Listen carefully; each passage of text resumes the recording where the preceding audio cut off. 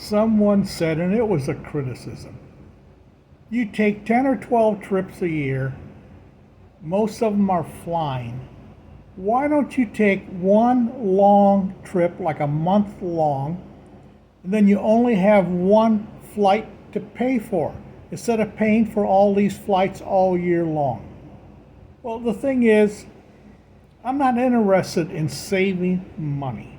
It never occurs to me, I gotta save money. No, that's not the point. The point is to get more money, not save anything. I have no interest in saving money.